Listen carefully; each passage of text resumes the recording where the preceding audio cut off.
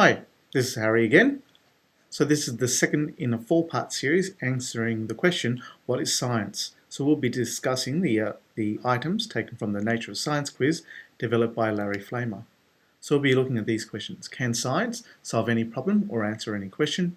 Science is primarily concerned with understanding how the natural world works, and science can use supernatural explanations if necessary. So before we begin, have a think about these 6 questions. Which do you think are answerable by science? Can science answer how many angels can dance on the head of a pin? Can science answer should abortion be legalized? Whether the nuclear bomb should have been used on Japan in World War II, and which is the best colour? Science restricts itself to the study of the natural world as opposed to the supernatural and avoids questions about ethics and morality and also of opinion. The natural world is the world in which we live, governed by the laws of nature. This is opposed to the supernatural, which is the realm of magic, angels dancing on the heads of pins, ghosts, the afterlife, voodoo, and Harry Potter. For these concepts to be true, they must violate the known laws of biology, chemistry, and physics.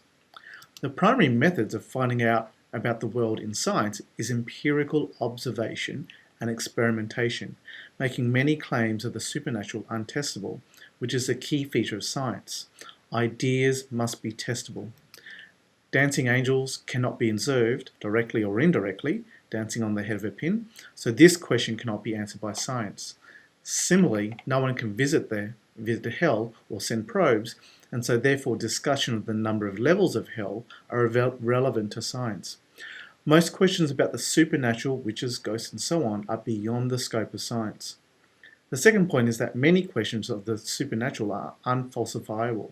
For a claim to be scientific, it must be falsifiable or subject to falsification at some later date. For example, statements that Ganesh made it that way or that God created the universe is ultimately untestable and unfalsifiable, therefore beyond the reach of science.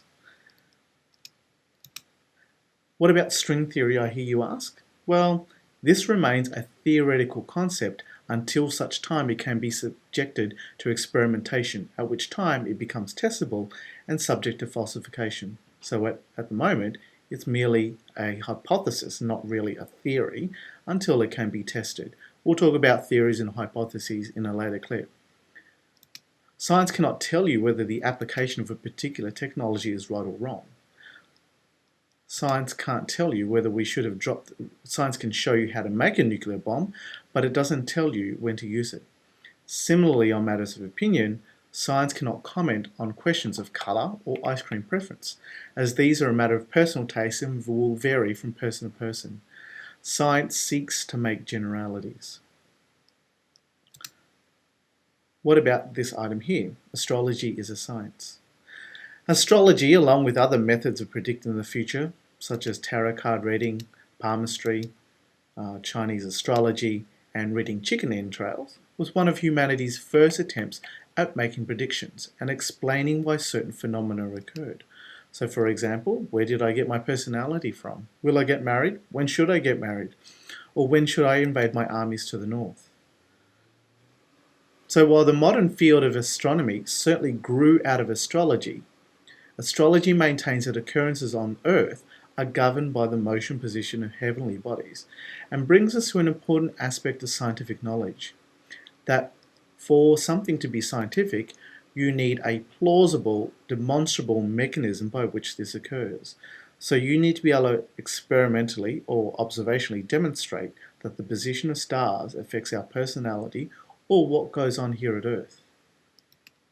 So what does this mean about the nature of scientific knowledge? Science can only answer testable and falsifiable questions.